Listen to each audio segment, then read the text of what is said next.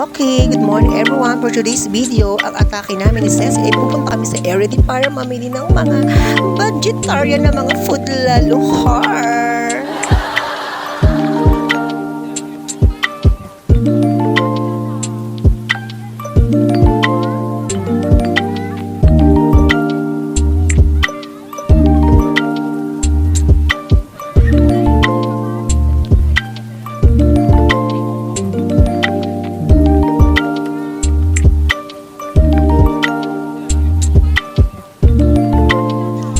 We are now, yan, kabababa lang namin ang aking Ceci dito sa Area D.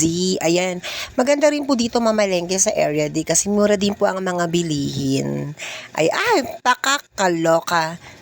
Diba? Na yan, tamang lakad lang kami. Ayan, Gora. At andito na nga kami ngayon sa loob ng Area D Market. Public market. Ayan, napakalinis din po ng market nila dito. Ayan po. Ayan, eksena muna kami. Ayan, may mga dishwashing din po sila dito. Ayan po. Mura po lahat ng bilihin dito, guys. Punta rin po kayo dito.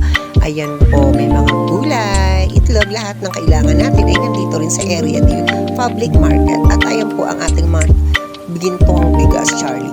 Ayan po ang ating mga fruits, vegetable, ayan, di ba? Nakakaloka. Hindi ko na alam kung ano vegetable ba o ano. Ayan.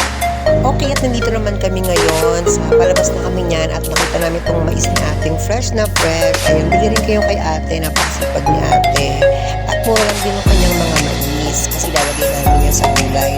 At after niyan, dito naman kami napunta sa section ng mga chicken skin. Ayan, napakasarap. Bili rin po kayo sa kanila. Ayan po ang Chicken Joy. Napakasarap at malinis po. Ang mantika nila laging bago. At napakalutong po.